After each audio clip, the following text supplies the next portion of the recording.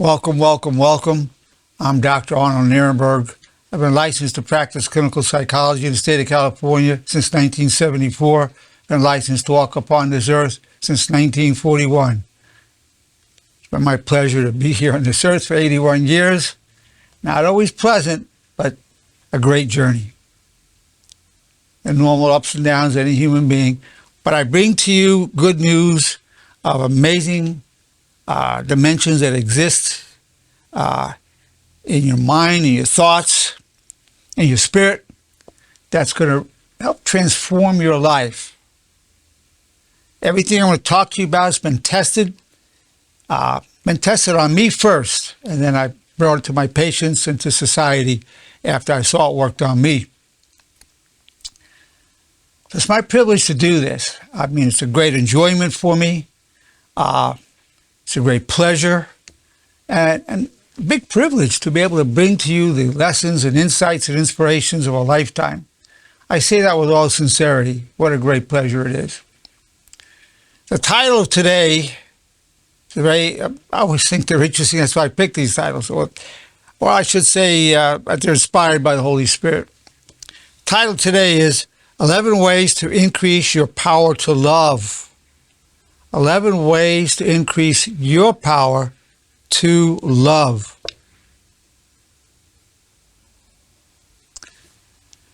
Everybody wants to receive love.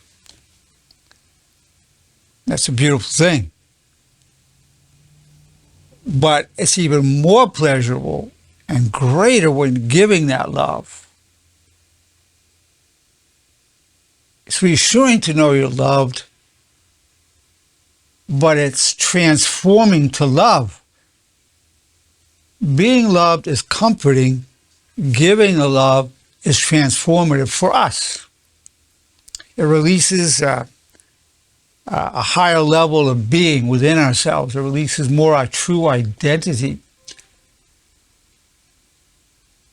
So everybody says, I want to be me. Well, one of the best ways to be you is to the extent that you're able to increase your power to love, you're going to be more and more you. As you increase your power to love, you're going to be more and more yourself. Believe it or not, everybody's hiding something, right? That's no big shock to you. But what's most hidden, and this might be hard to believe, I'm about to tell you might be hard to believe. This is a secret. What's most hidden is your love for other people that they don't even know about. That is what's hidden.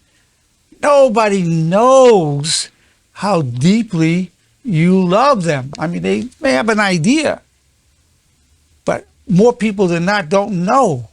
They can't know because it's kind of veiled. And I'm going to talk to you about how to remove that veil and how to increase the power of it. There's two ways to increase the expression of your love. One is to take off the covering that hides it, the veil. I'm calling that the veil. That covers it. What removes the veil for love to flow is honor. I want to talk about the honor teachings. And as you follow the way of honor, it doesn't create love. It removes the veils covering it. So because you become a more authentic, genuine human being as you walk the path of honor. And part of your genuineness is the love that's within you, which is a powerful light. Powerful. And so however much you love now, there's even more that could be coming up. So I'm going to show you ways to then remove the veil, and I'm going to show you ways to increase the amount of love within you, how to increase the power of that love to emanate, how to increase the power of the love within you to emanate out. So honor is one of the 11 ways, and it works by removing the veil. But then I'm going to give you what I call the 10 laws of love. There was a time when I had 7, but I've increased it to 10. Now, these laws of love, I repeat them about 3 times a day. And now, there's 2 ways to increase love. One is your thoughts, your words, and of course, actions. Actions are always more important than words. But words matter. Words matter a lot. And thoughts matter tremendously. In fact, one of the most powerful healing medicines is love. Your thoughts are medicine. Your words are medicine. And your love is healing. It's healing to you and to whoever receives it. It's healing.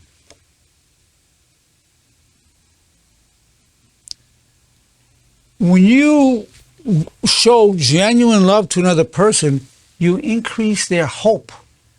They see that light. They go, wow. And they light up. Wow. They may stay lit for a couple of days. I'm not just talking about romantic love. That's very powerful, but it's the love that exists that goes between all living beings. Right now, I'm talking about the love between people.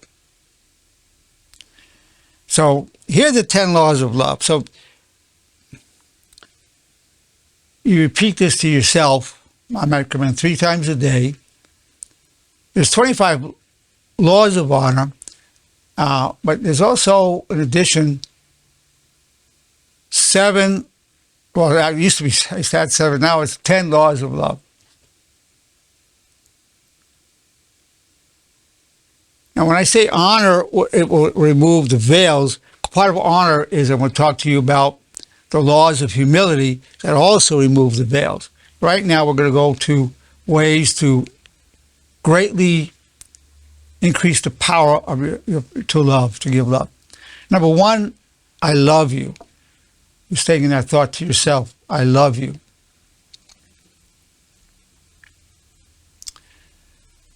Many people never said that. They grew up in families where maybe the love was shown, but no one ever said, I love you. Or it could be in a family where it wasn't even there. It wasn't shown. It wasn't said. So when I have people saying to themselves, I love you, I'm not talking about having somebody in mind. I love you. That has you primed to give love. Has you primed. I love you.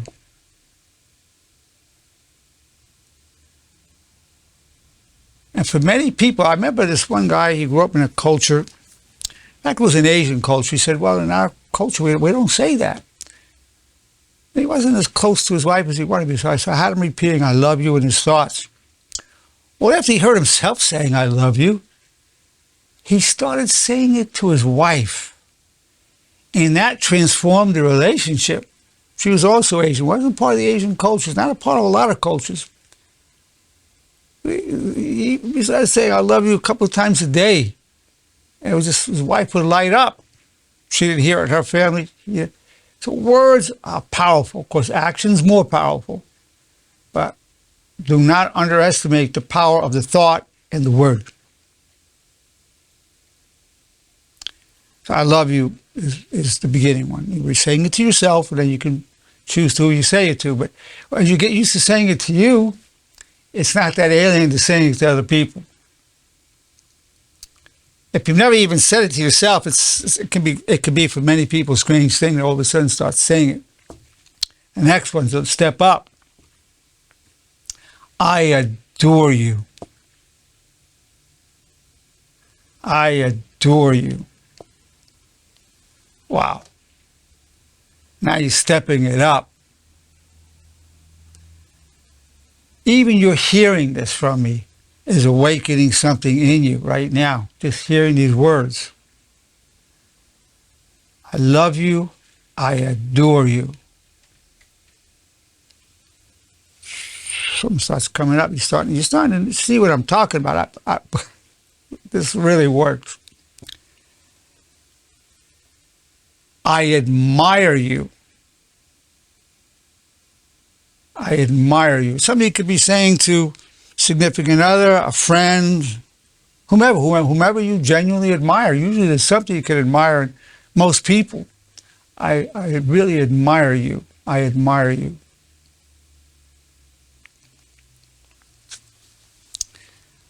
Now, this just starts creating a light. I appreciate you. I appreciate you. If you want to add an amplifier, I appreciate you so much. I call it an amplifier, so much. I appreciate you so much. I love you so much. I adore you. I admire you. Starts happening. You got to be feeling that.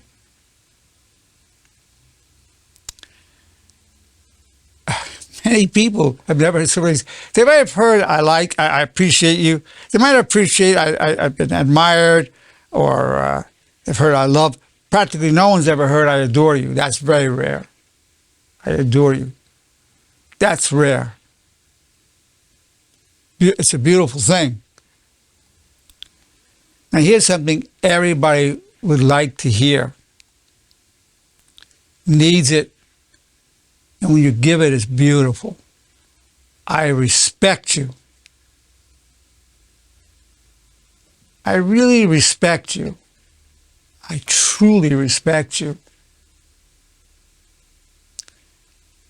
Doesn't matter who we're talking about, man, woman, people on the outside, people in prison. In prison, it's all about respect. I respect you. And the law of respect, which is part of one of the laws of honor, extreme respect always. Extreme respect always. But right now we're going over in terms of the laws of love. I like you. I like you. I really do. I really like you.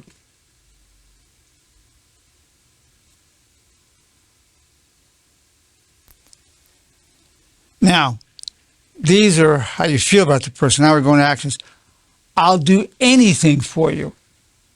I'll do anything for you.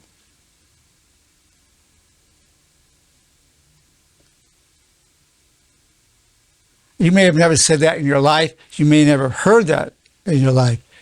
You might have felt it, or maybe someone's felt it towards you. But I doubt that. I know that most of you have never heard somebody say, I'll do anything. I'll do absolutely anything for you.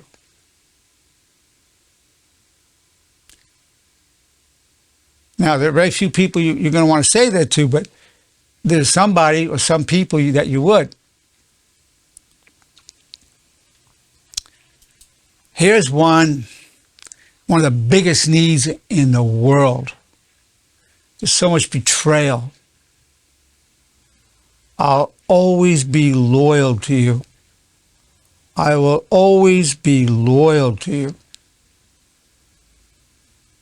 I will always be loyal to you.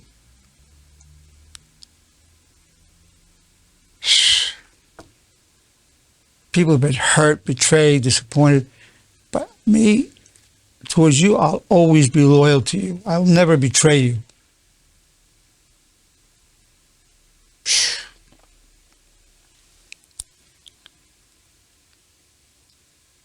I'm totally committed to you. I'm totally committed to you. This world, you hang out for a while, you leave, somebody else comes up, the person says something you don't like. There's no commitment, there's no loyalty. Just sea of change. People come and go. People you trusted that you thought would always be in your life, they're gone. They left for whatever reason. I'll always be loyal. I'm totally committed to you. I'll always be loyal to you. The next one depends whether the person believes in God or not. But I will talk about for those who do believe, and I'll tell you how we do it without that belief. So for those who believe in God as I do, next to God, you're my first priority always. Now, that goes to maybe one person. Next to God, you're my first priority always.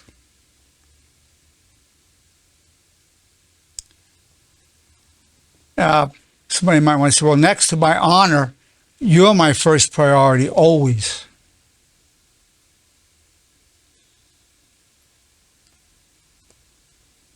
Or, you're my first priority always, period. Not next to anything. But usually there's some value, whether it's God or honor.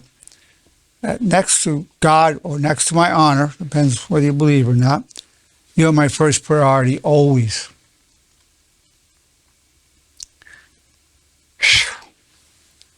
I love you. I adore you. I appreciate you. I respect you. I like you. I'll do anything for you. I'm totally committed to you. I'll always be loyal to you. Next to God, you're my first priority always. Wow. Now, there may not be one person, or there could be one person. In my case, there is my wife. I'll say any of that to her. But there are other people where I would say different ones that I would feel I could say that and mean it and show it.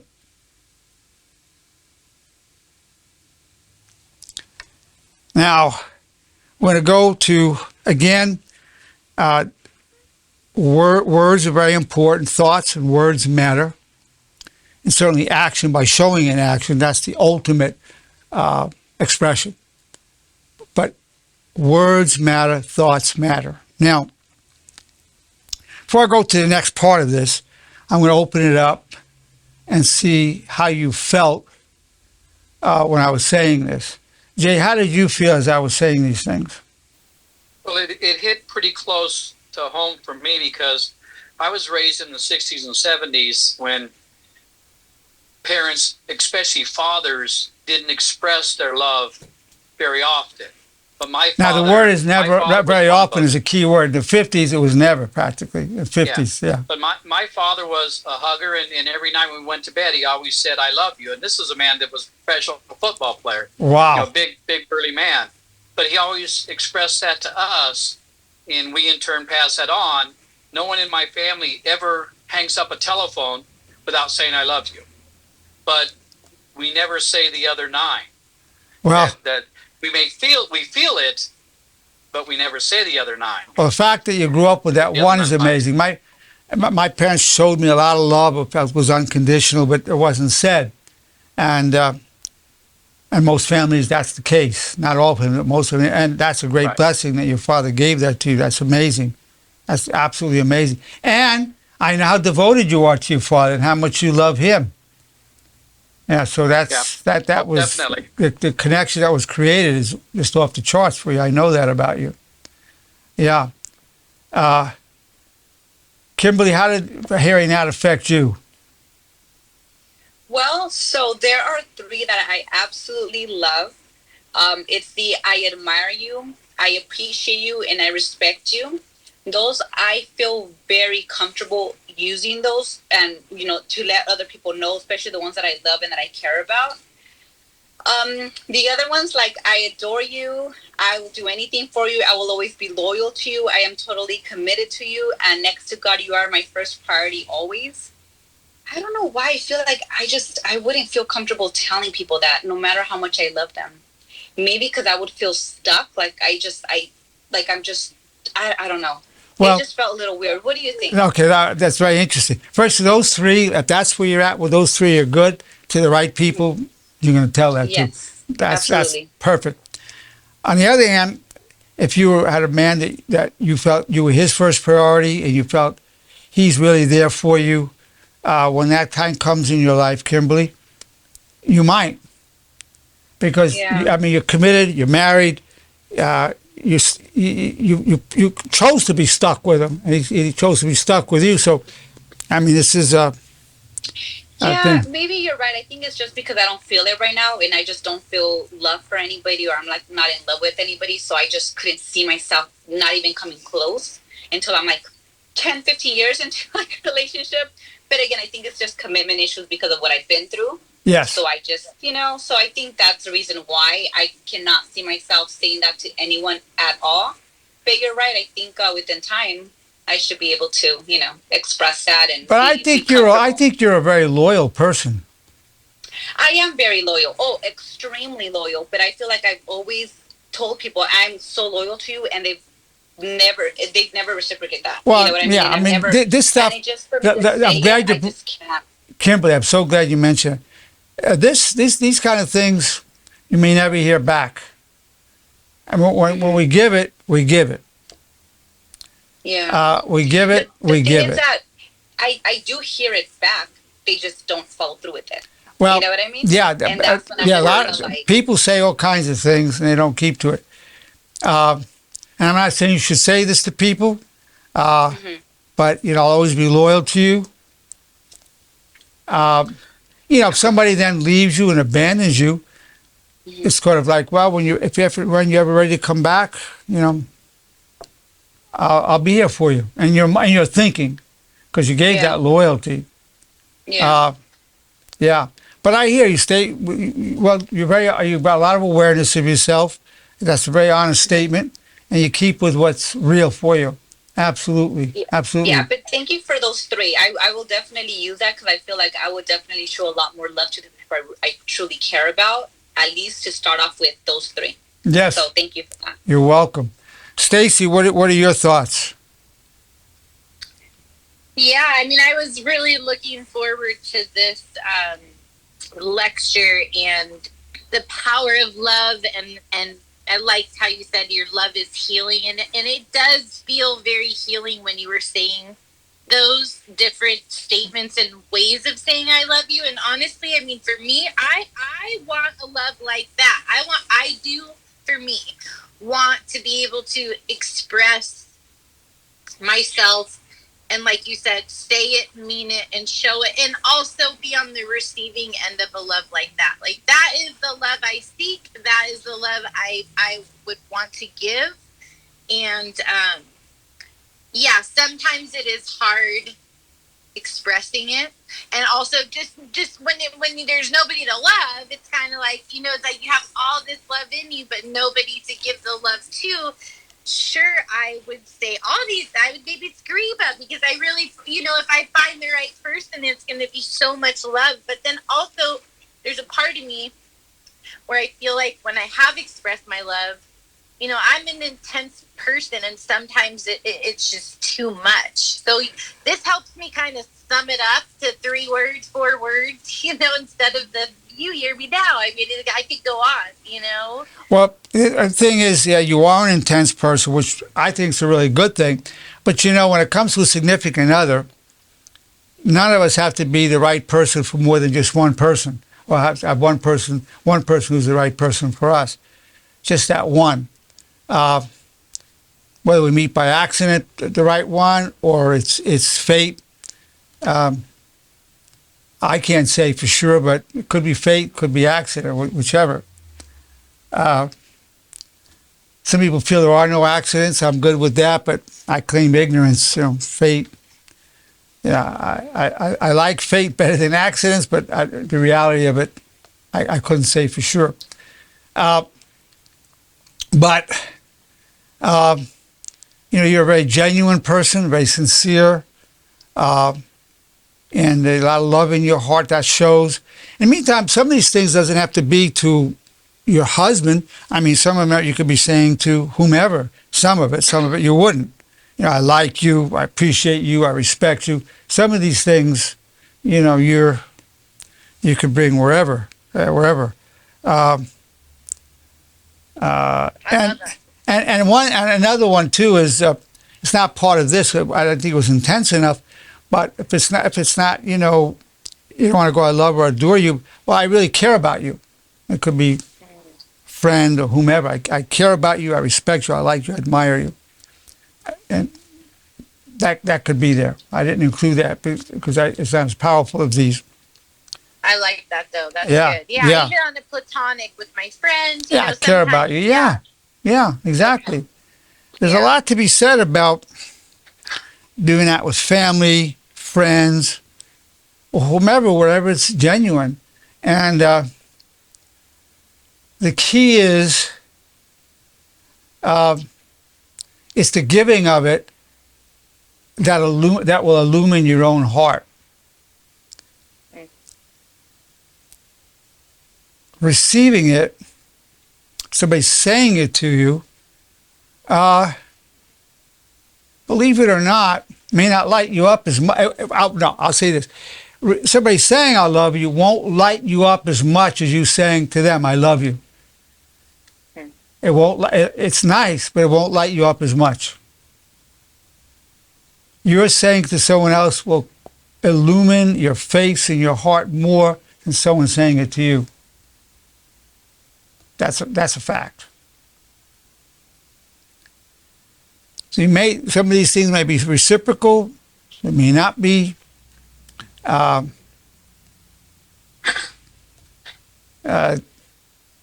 It's nice if it is, but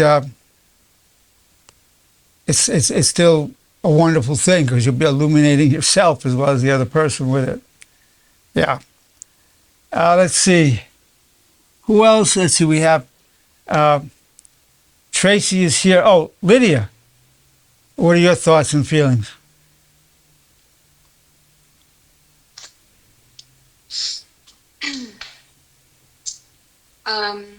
I've been honestly reflecting a lot about what unconditional love means to me.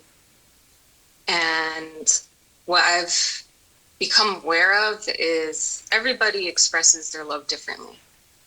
And I think it's good to be mindful about that.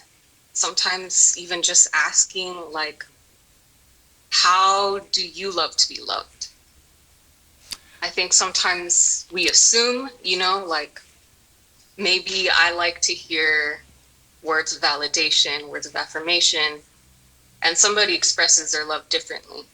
Let me tell you, on a questionnaire that I give to everybody, I say, how do you like to have love expressed to you, and how you don't want to have it expressed? Some people don't want to hear I love you. They absolutely don't want to hear it. Some people absolutely don't want to be hugged. I mean, there are people that don't want you hugging them. And that's why I have that questionnaire. I think it's a good thing to know about the people. I think any religious community should have a directory of that, and I devise such a directory. And certainly my patients, I like to know how they want love expressed and how they don't want it expressed, and how they like to deal with estrangements and problems and how they don't want to deal with it. How could you know somebody? How do you even talk to the person if you don't know these things? You tell somebody, I like you, I love you, and that's the last thing they ever want to hear. Or you give them a hug because you care about them, and they get away from you. It's kind of as you say, people each have their own way of expressing that love. Now, most people, if you say I love you in a close relationship, it's good, but not always. I can tell you right now, I've done enough of these surveys to know, not always. So that's a good point. I feel like another way of expressing love is when you see the other person's successes as your own.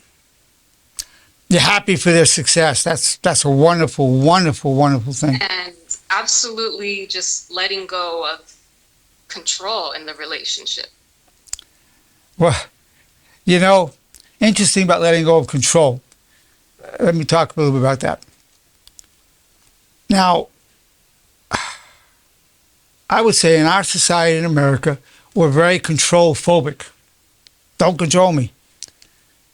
The person might be just caring, ask you this, be concerned if you're going out. Well, like a common one, for example. You have a 17-year-old home, and you say to her, you have to be home by midnight. And they say, oh, Mom, don't try to control me. I'm all my friends are out. I'm 17 years old now. Don't try to control me. Oh, yeah. Yeah, and a person says, but I'm just using this as a metaphor. It comes out of love, concern.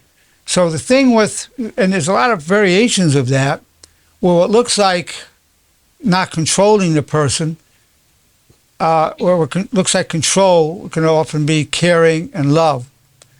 I remember when we were in New York many years ago, and we were in a limo, and the guy said, I was married before, and my ex, whatever I wanted to do, she was okay with it. I could stay out all night. I could do whatever. I felt, and I really liked it. I really appreciated it. She didn't try to control me. Well, she said she eventually left me for another man. And then said, some years later, I met another woman, and she wants to know what I'm doing, checks in on me, wants to know when I'm coming home, and I love it. And she's very faithful. I never have to wonder about anything. And he realized that was love. But he certainly enjoyed having that freedom in a certain way before. But he says, I love it. I'll take that any time over what I had before. So one woman was jealous and more possessive, not insanely possessive, but insanely jealous. And the other one was, whatever, because she was doing whatever. So I just point that as a little balance. I'm not saying that's an issue you're addressing. I'm just saying that's a spin-off of what you're saying. Yeah. Anything else? These are great points. I think the last thing was kind of touching off of what Kimberly said. There needs to be reciprocity in any relationship for it to be healthy and to flourish. Yes. Otherwise, I don't see No. the person truly valuing, the relationship. Well, the reciprocity, true. It could be a little different, say, for the man or woman. A man might say to his woman, you're so beautiful, I just adore you. Now, she may not want to say, you're so handsome, I adore you. She may or may not. So it may not be reciprocated in that way. So some things a little more. Not that it has to be reciprocated. And another way, right, there has to be love. Yeah. Definitely, it can't always, listen, in that kind of relationship, it's got to be two ways, no doubt about it. Other relationships, it might, being more one way is easier to accept. You look at a mother and her child's maybe 2-3 years old, and it's basically take. The child's getting, mommy, I want this, mommy, I want that, mommy, mommy, mommy. And of course, the real blessing, by the way, of having a child, it's not what people think, because a child, even a good child, can be difficult. You're vulnerable through them. There's an expense. You may not even always like the child. It might be a burden to some extent. This is normal. But the real gift of the child is they awaken in us the divine spark of unconditional love. It just takes us up quite a few notches in our power to love. I guess if I was to add the 11 ways to reach your power of love, I would go 11 plus 1. The other one's having a child. For a normal parent, that'll step up to love above everything, or what that unconditional love is. So the child, it's not reciprocal. So the parent, in fact, even when the child's older or married, may hardly call the parent or anything else, but the parent still has that love and concern and caring about that child. I'm talking about a normal situation now. So that's more one way. And they're looking at parent and child. It is more one way. It's more one way. The death of anybody's child is the greatest loss in the world, more than their spouse, even though they love the spouse more in most ways, or even more than their parents. The death of their child, it's more of a one-way type of thing that's not typically reciprocated nearly as much. Just use that as one example where it's not. But certainly in a marriage or you have your partner, absolutely has to be reciprocated. In a friendship, it's usually not 50-50. It's usually one person. Some people are not capable. You may be capable of a lot of love. Your friend may not be capable of as much love. But you enjoy the person's company, you do things together, but your love is greater. That person it's just not in them. But it's still for a friendship. It still can work. But with a significant other, And even there,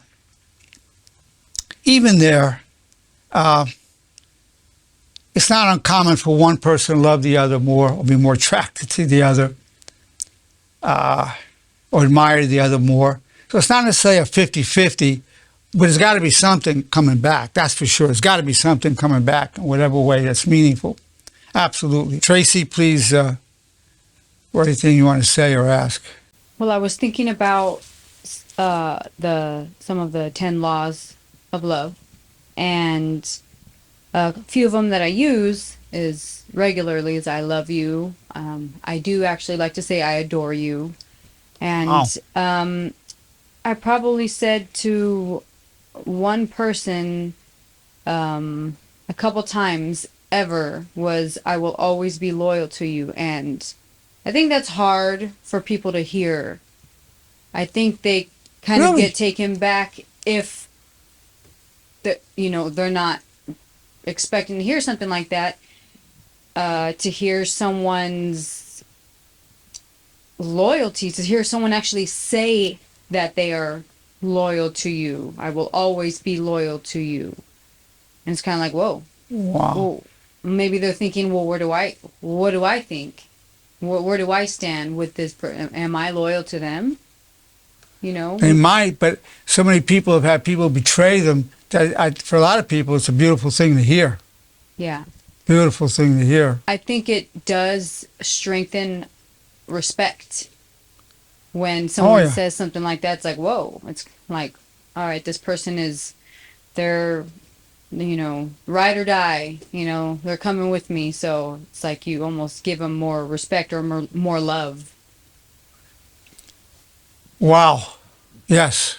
I mean, to me, I grew up, but I don't take credit for that. I'm an extremely loyal person, extremely, even to my detriment, but I got it from my father. So I didn't create this, it was passed along. Yeah. Yeah.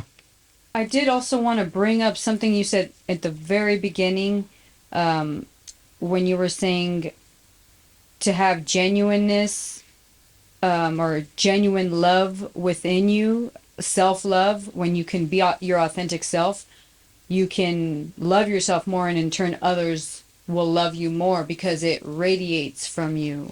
And with the consequence, you might get more love back. With the love itself is so illuminating for ourselves. Now, if the person doesn't receive the love, it blocks the light. It'll start suppressing it. So the person may not be able to say it back, but if they can receive it, then that energy flow is there. The person can receive that. There are people who can't receive love. Or at least the statement is too overwhelming, or they're frightened, or what's expected of me now? What do you want? But if the person accepts the love, that keeps, and you can tell the person that then there's an energy that's going, and it can just keep flowing out. I think that one, which you said, words where you said, what is expected of me now, when they hear that, I think that scares a lot of people, and then they the other way of going, if you feel that's what's going on, you can say, listen, I really love you. I don't feel any expectations or demands on it. This is just how I feel. Don't worry about it, though. If you feel you have to go there with the person, yeah. And a lot of people have been jaded in the name of love, so even hearing it could be a reminder of pain. Okay, now we go to the second part, removing the veils so love can flow. Honor removes those veils. And I'm defining honor as loyalty to your highest constructive values as enshrined within the 4 commandments of honor, while striving to cause no harm physically and emotionally. Now, if you're having negative thoughts about somebody, you're blaming them for something, that's a veil over the love that you have. If you're getting angry, it's a veil covering it. You may love that person, but at that moment, it's veiled. You're just resentful, angry. If you're feeling hurt or humiliated, a veil. If If you're plotting revenge against them, you want to say something really nasty, a veil. No matter how much you love the person, it's covered. Honor removes those veils. It's a step in the direction of removing them. And here's how. Let's go with the commandments of honor. I wish you well. One of the commandments of honor, one of the 4 commandments of honor. So you might be getting a negative thought about somebody. I just can't stand you. You're always saying these things. You just get lost. Well, you can't go from that to I love you and I adore you. You can't. You'd be a hypocrite. You can't go, I love you, I adore you, I respect you, I appreciate you. You just can't go there without being hypocritical. How do you escape the hypocrisy and remove that veil?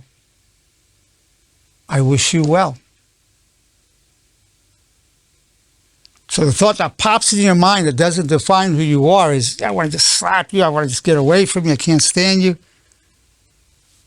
I wish you well. You didn't choose those negative thoughts. It was a reaction. It was reactivity. You didn't choose it. What pops in your mind doesn't define who you are. You're more a reflection of the thought you choose. I wish you well. So you see the person's upset. They're saying some really hurtful things. You've hurt, you're humiliated, you want to strike back. But you say to yourself, I wish you well. Or you might even say to yourself, I love you and I wish you well. Then you go, sweetheart, I'm sorry. If I said something to upset you, please forgive me. I apologize. I won't do it again, please. I love you so much. I adore you, darling. Please. You can go there. You can go there because you're identifying with the thought, I wish you well. I'm telling you, this works. And those veils have come upon you all your life, as they have on me, and they're going to continue coming. And you could be crazy about somebody, yet they said something that hurts you, humiliates you. You have no memory. At that moment, you just want to strike back. There might have been somebody 10 minutes earlier you might have been willing to die for. Now you want to kill the person. Now, so you could say, well, what's that? You want to die for the person? Now you want them to die for what they did. Look how fickle. That's fickle. That's totally fickle. Based on some idiot thing the person just said. You're turning on them. So to love, you have to protect the other person from yourself. You have to protect the other person from yourself. That's love. You don't allow yourself to indulge that thought. You get it. Then you go, I wish you well. I love you. To yourself. Then whatever kind thing you say, if you go hug that person, it's going to be okay, darling. I love you. It's all genuine because that's the reality. You're wishing them well and you love them. You're not allowing that negative reaction to be a veil because you're committed to the way of honor.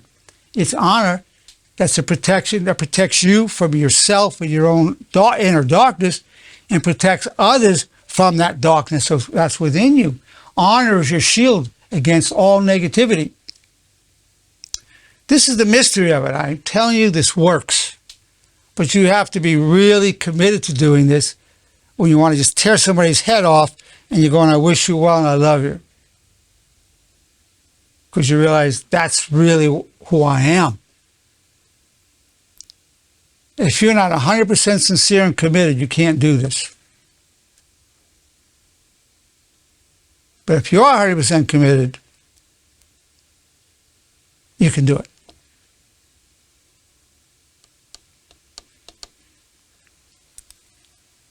But your own anger is very seductive. Very seductive. You son of a bitch. It's not the first time you did that. Who the hell do you think you are? You're talking, you're making these faces. And you look at that face.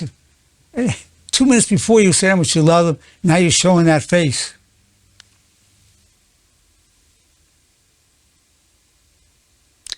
You all know what I'm talking about. I've been there, you've been there. But we don't. But this is the way past that.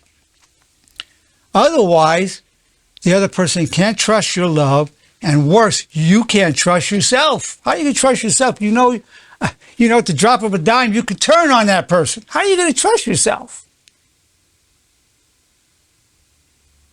Oh, I'm so in love with you. I love you. And the person says something. What? How are you going to trust your own love? How's the other person going to trust you? You just turned on him. Or you just turned on her.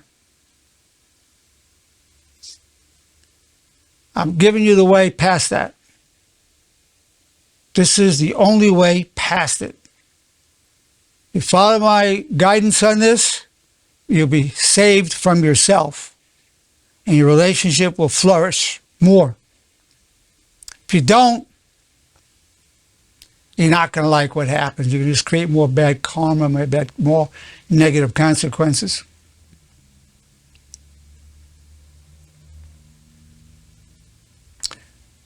I love you so much. I adore you. I'm crazy about you. The person says something.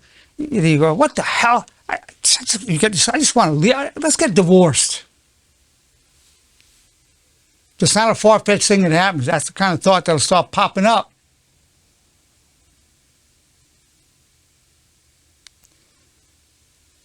I know that every one of you turns on people in your own thoughts. But you might think you have good reason. Every one of you, without exception, turns. I've had my share of it. I don't do it anymore. One thing I can tell people, I will never turn on you. I may get a bad reaction, but it won't go on too long. I can say that. You may have to suffer some more till you follow what I'm telling you, but at some point, you if you remember what I've said, you'll come to it. Okay. Now, so I wish you well. I take full responsibility for co-creating my reality and my problems. Another one of the 4 commandments of honor. If you're blaming somebody, that's another veil. It's a veil. You did this. It's your fault. Running into this financial problem, this emotional problem, this medical problem, this legal problem. It's your fault. You're having these things of fault. That's going to cover your love. You're going, you just put us in this financial hole, in this legal hole, and the way you've been eating the medical problems. It's pretty hard to go from that to I love you, I adore you. Pretty hard.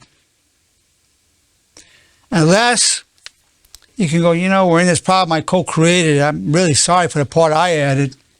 I did my part. Here's how I did it. I fed this problem. Forgive me for my end in that. The person may or may not apologize for that. I'm sorry for how I co-created this. I want you to know I love you and I'm crazy about you. I adore you. You can go to that. But you can't go from, you son of a bitch, you did this to me and you created this. You can't go from that to I adore you. You just can't. Even from the thoughts, even when not saying it, from those thoughts, I can't stand you, look what you did to us, and then go to I adore you. You just can't, it's just not possible with sincerity. So I'm giving you a way. I'm giving you the secret to being sincere in your love and adoration while in the midst of having negative thoughts. I'm telling you the secret. This is the secret. You have to identify with the thought you choose, not with a thought that just all of a sudden swamps you.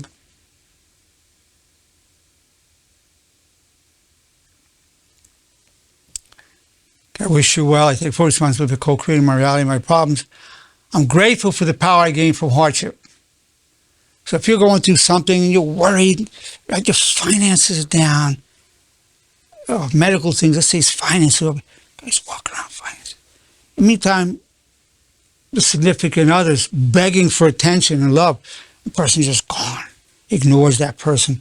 Not because they don't like you, just like swamped with this financial stress. Or in the mind, you sit there, they're absent, the person sitting with you, but is not there, just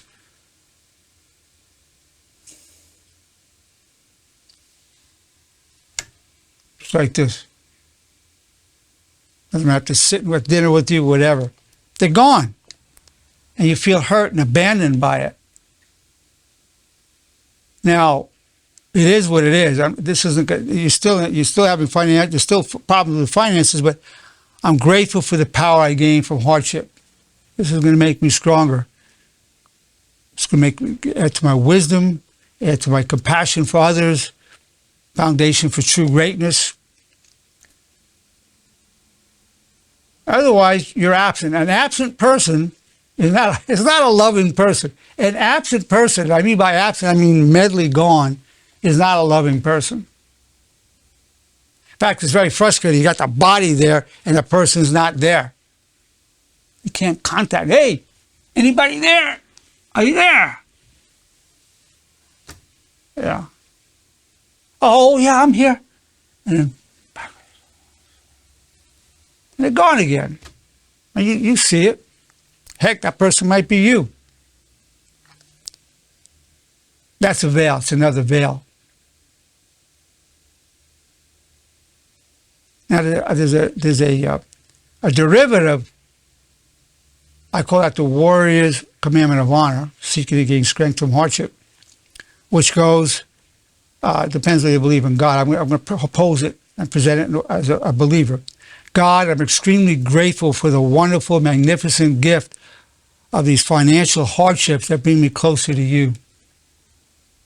Because you feel you're getting closer to God. If you don't believe in God, it's bringing you closer to your highest values. It's a gift. You're facing maybe becoming homeless. You feel compassion for the people on the street that are homeless, and more compassion. It's impossible to achieve wisdom without suffering. Totally impossible. So that's going to be, you will be gaining wisdom. For those who are seeking honor, you will gain wisdom and compassion. If you're not seeking honor, you can become defeated by it. You become defeated. So that's another barrier to love is being absent. Being an absentee lover. I mean by absent, I'm talking about mentally absent. You might be in the house, in the room. Hell, you might be in the bed. Heck, you might be even making love. You still could be absent. I'm talking about absent. And you can be making love. You say, are you here? You can feel the person's not there. The sex act's going on, but there's nothing here. Why bother? There's no sense in it. So, this removes that veil. Then, for the fourth commandment of honor, it depends whether you believe in God or not. Person doesn't want to address God, doesn't believe. I seek always to serve my highest values. Or if I believe as I do, God, your wish is my only wish. So you're having, once you say, God, your wish is my only wish, or I seek always to serve my highest values, whatever's happening, you want to please God, and saying something harsh, which will make things worse in a relationship, or doing something that will undermine the trust or connection, you're going to be more motivated not to do that. Which will also strengthen your connection to that person. Move the veil of some other thoughts that are not what you want. And some of those thoughts could be sexual. You might be having a thought about somebody else. Not that you're going to do something, you're having these thoughts. And then you bring yourself in. My partner is sufficient unto me, or God is sufficient unto me, my honor is sufficient unto me, or there's no, nothing, or you talk to that person in your mind and say, nothing's ever going to happen. The honorable thing is you take whatever feelings you have for me, make sure you give it to your significant other, because I'm keeping mine here. You can have a little conversation in your mind, but you have to protect your fidelity towards your significant other in your thoughts. Otherwise, if you're sitting with that other person, you're thinking about another woman, or a woman's thinking about another guy, it's a form of, it's kind of a way of being absent, but in a little more destructive way. I'm not talking about infidelity. I'm just talking about thoughts right now. So all of this helps remove the veils. Now, of course, then you want to increase you want to take a pledge to be a disciple of honor. We're agreeing to do this 3 times a day for life, because the repetition is preparation for application. And the pledge goes, you have people raise their right hand and say, as a disciple of honor, I pledge myself for all the days of my life to the 4 commandments of honor, and I'll teach them to those I love. I'll recite them every morning, afternoon, and evening, and listen to myself recite them. Become a disciple of honor. So that will help keep you on that path, and then you want to increase the probability that you're going to use this knowledge in any situation, which I call the bridge between honor and reality, which is, what's the most honorable thing to think, say, and do? So you're repeating your commandments of honor and your bridge at least 3 times a day. What's the most honorable thing to think, say, and do? So honor then becomes the gold standard for everything. So you're no longer looking for happiness. You're no longer looking for peace of mind. There is no such thing as true happiness or true peace of mind without honor. Honor is a necessary condition for true peace and happiness. It's not a sufficient condition, but it's necessary. Without honor, you can't be truly happy. You can have fun, but not truly happy. You can't have real peace. Things can be calm for a little while, but you can't have true peace without honor. It's a necessary condition, even though you can be honorable and not happy or peaceful at a given time. That's why I say it's not a sufficient condition, but it is a necessary condition. Now, for those who want to go on to higher levels of honor, the Supremacy of Honor Code, which is really a statement of priorities.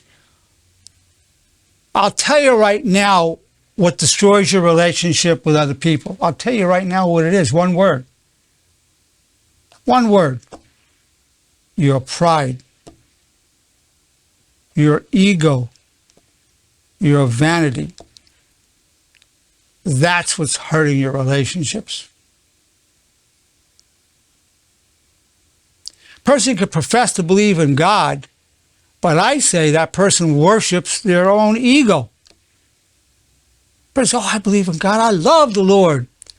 But really, when you look at their life, they worship an idol. Their pride is their God. They put their pride before everything. I don't care what religion they are, who they say they believe in. You put them in situations, you see they worship their pride.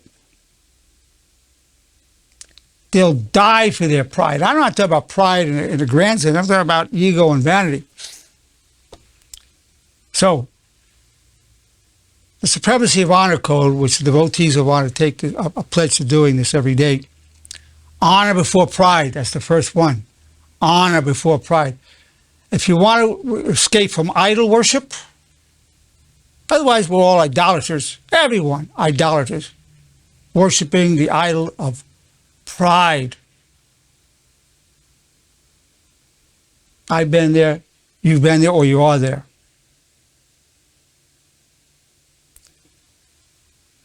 Honor before anger. Oh, people love their anger. They can work up a good reason to be angry. Oh, they'll go there. Oh, they love their anger. Make my day. Just give me a good reason to tell you off. Love their anger.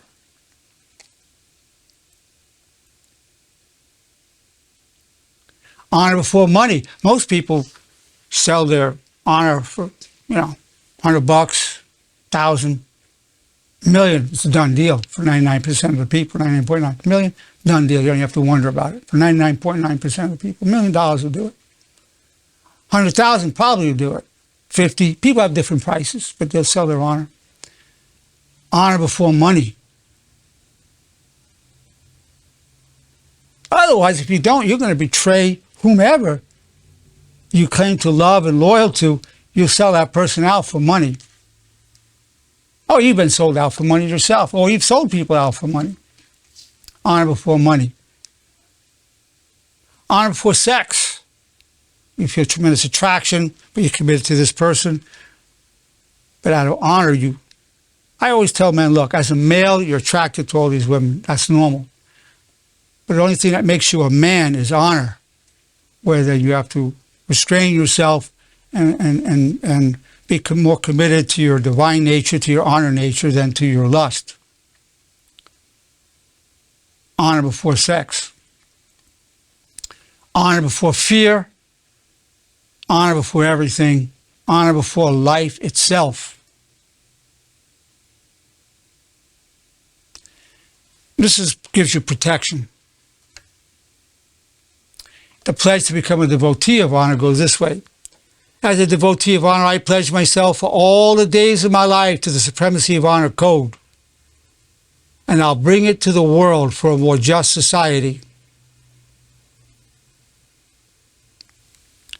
And I just went over the supremacy of honor code. Honor before pride, honor before anger, honor before sex, honor before money, honor before fear, honor before everything, honor before life itself.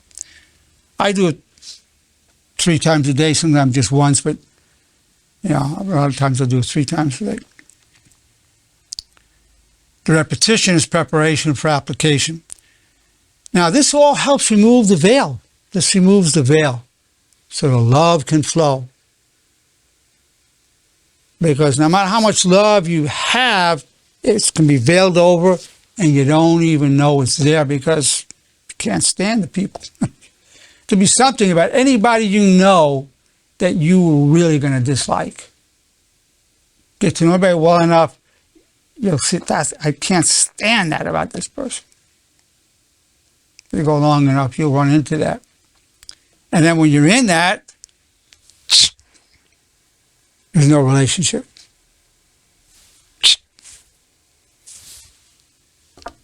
The veil's covered it.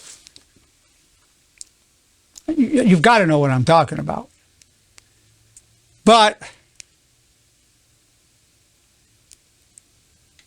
the way of honor will not allow that veil to stay. And you didn't choose the veil, so you're identifying with the honorable thought. Well, this is a lot of information, but I will add one other thing to this, in addition to the commandments of honor, bridge, the supremacy of honor code. And that's the laws of humility. You got to be able to go here. You have to be able to say these things at the right times when it's appropriate. I apologize. A lot of people won't apologize to anybody. It's based on pride. I apologize. Now, I was wrong. You were right. Please forgive me. I'll never do it again. I've not always lived with honor, but I will die with honor. Some combination of that. I review that regularly. I'm always ready to go there. And I never feel bad that I apologize or ask for forgiveness. I'm happy to do it. I'll tell you where pride is acceptable and even positive. Have pride in your honor, that you're an honorable person. That's beautiful. Proud of myself, I'm an honorable man, I'm an honorable woman. That's good. That means be able to go to these places we're talking about. Because when you can apologize and ask for forgiveness, you're going to feel better yourself. And if you don't think you were wrong, you don't have to say I was wrong. I apologize that I upset you. Please forgive me. It might even be that person's fault that they're upset. They're doing it to themselves. I'm sorry it upset you. Please forgive me.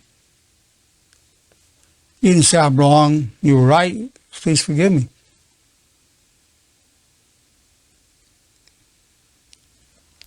I remember a situation came up.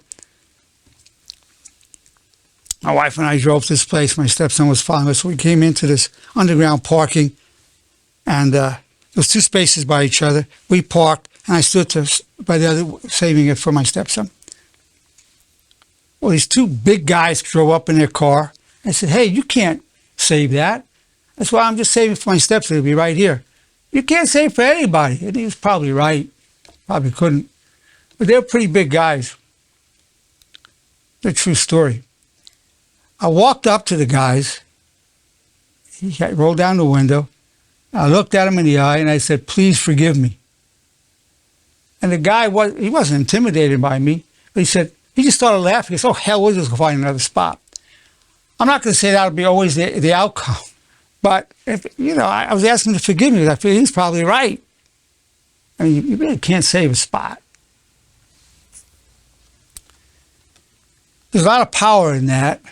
If he would have said, I forgive you, but I want the spot, I would have to get out of the way to take it. So these are the ways to increase the power of your love, the expression of it, and how to remove the veils. So now I'm going to get your feedback on the honor being a way, the way of removing the veils covering your love. Honor will increase the flow of your love. Jay, any thoughts, questions? Well, yes. Something that you brought up, but with honor, not only can you remove the veil or the veils, but you can also show your love. And showing love is to me much more important than saying it. Because you can show your love, and then even though you may not say everything, but you show your love so people know that you care for them and know how you feel. And you can do that with honor. Apologizing can be a big sign of love. Yes.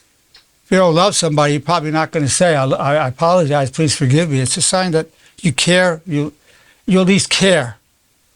Or you love that person, or at least care about that person. It's a sign of it. These things are all signs of love. You're right. Good point.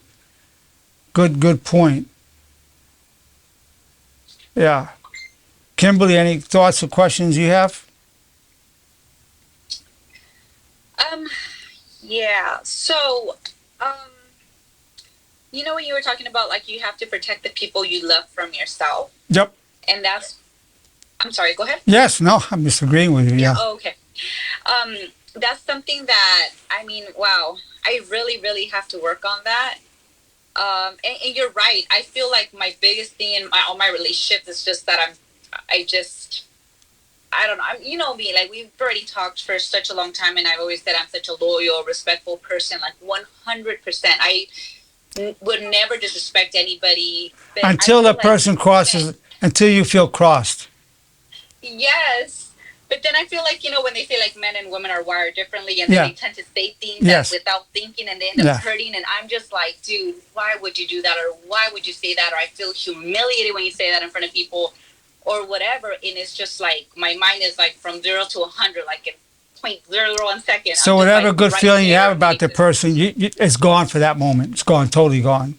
Yes, and I probably will or say something that will hurt that person like 10 times worse, and I will not feel bad about it. Because I'm like, okay, you have to do something to you deserve it. Your thing is you deserve it. You deserve it. Your thing is you deserve it. And also it's your way. That's one thing I really need to work on. Yes, well, what it does is it makes you temporarily feel good. The other person feels like, and you feel, I got it off my chest. I feel so much better. Now that I told the son I gun off, now I can love you again. Yeah. Yes, but then that's when like everything kind of, you're just like, they probably say, okay, well then they're probably going to get back at me. Yeah. And then just kind that's the karma. Yeah, that's the karma. Generally, unless they're committed to honor. If they're committed to honor, it won't come back at you. But most people, 99% of the people, 99.9 will come back at you. That's right. They won't forget it. Well, like I said, anger. Well, it's good. You work on yourself with it. I've given, these are the tools to do it. It's doable. It's doable. It's doable. And I know how much you love people, what a loving heart you have. And I know how, you can get, how angry you can get, which is proportional to how much you care and love people. It's proportional to that. I understand that about you. That's probably what I'm acting out of, like, I guess I'm just hurt. Oh, I remember one of our conversations, you were cursing up a storm. You were so angry about somebody. And I said, oh, you're a sweetheart, aren't you? That's when I got to know who you was. Oh, you're a sweetheart. And then, sure enough, many people, the way they relieve their own pain is to make sure they pay that person back in spades, double it back on them, just hit them 10 times harder.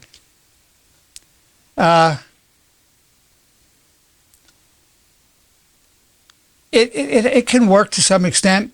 Certainly times to draw boundaries, certain times to hit somebody metaphorically over the head with a 2x4 to make them stop, but it can be done in a respectful way, which is doable. But mostly it's not. Stacy, what are your thoughts? Very good, Kimberly. Thank you. Thank you. Stacy. Yeah, I there's so much to this one that I resonated with, but the the whole idea, and kind of parlaying off of what Kimberly said, you know, once somebody crosses you or takes you to that point, you know, betrays you, yeah, the it's in that moment that love is lost and there is no honor, right? And it's been a while since I've been in a relationship, and I can say that there was a long period in my life where I was 100% that person. I think over the last few years in trying to work on self-love and self-reflection. And I'm going to give an example. Over the holidays, me and my sister, I grew up my sister was very abusive to me growing up, like violently abusive growing up. And there was a period where we didn't talk for many, many years. Anyways, long story short, we reconciled about 4 years ago, and but there's still feelings there, right? Regardless of how adult we want to be or how much love is there, there's still some resentments. And over the holiday, I had an issue with her. She, you know, became abusive again, not physically, but just in a way that brought me back to 16-year-old being beat up on campus in front of people, you know, half naked because my sister's like feeling some type of way about me, you know. And but interestingly enough, Doctor, I did think about honor this time when I was addressing the situation, and rather than being reactive in the moment, which I could have been, but it was New Year's Eve and there was people there, and in the past I would have, I mean, I literally would have, and then I would have left and it would have been the whole thing, and I would have harbored that ill will for a good long minute before I could, you know. But anyways, I'm going off here, but my point is that I didn't do that. I didn't react. I took the abuse, you know, and carried on. And then I slept on it. And then I carefully crafted a text, you know, explaining what she had done, but openly, with an open heart, you know, like basically saying, I'm giving you a chance to, you know, I'm not going to beat you down for this or hold this against you. You know, maybe she was drinking, whatever the case was. But my point is that, yeah, it hurt my pride, right?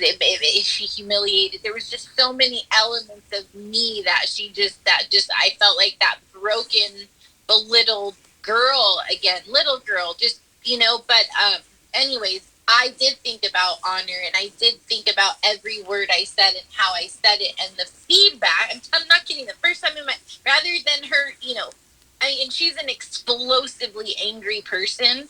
She was kind and gentle and communicated back. You know, she took it for the first time, really, ever. She took it, and Wow. and I do, yeah. So it's huge for me, and I am it resonated a lot, and Wow. the honor helps. Yeah, Well, that's, you know, how many times a day do you say your commandments of honor?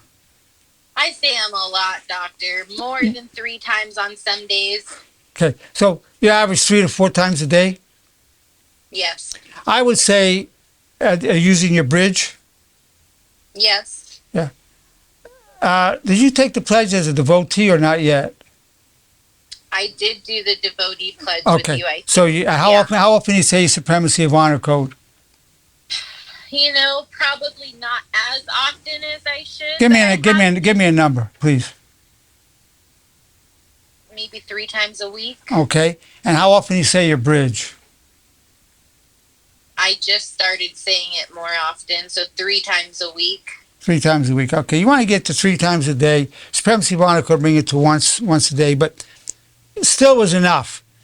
Believe me, without that repetition, you probably wouldn't have been able to have presence of mind to go there.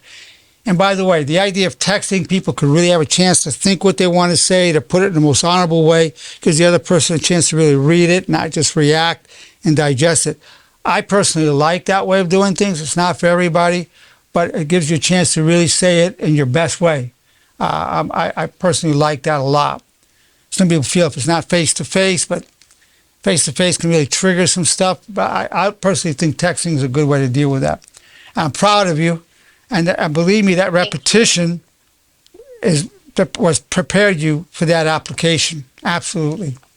Thank you. No, that was huge. And something you said, I just want to say one more thing is that our love is received. And I think for me and maybe other people struggle with it is I could be the most loving, loyal person in the world, but if it's not being received, it doesn't. That blocks it. It blocks the whole thing. It just blocks it. Yeah, it blocks it. Yeah.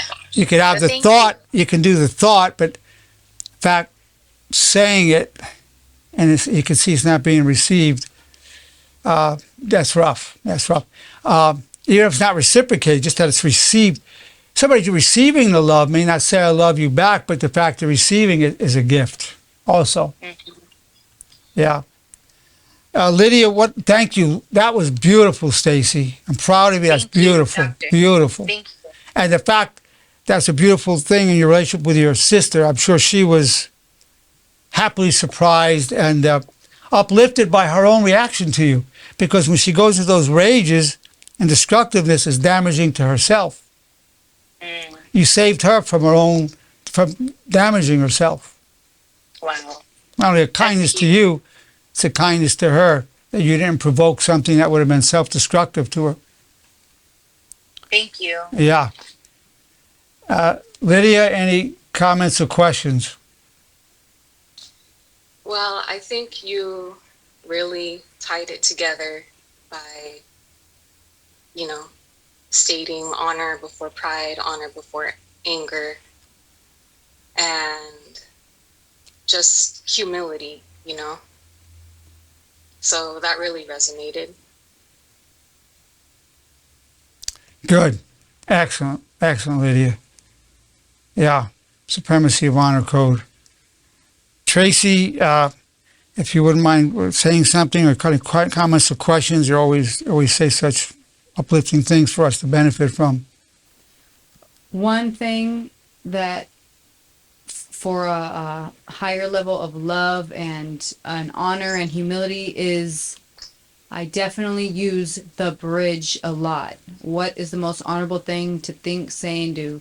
Even if I'm feeling like, someone just said something, I catch myself immediately. Wow. And hold my tongue. Ooh.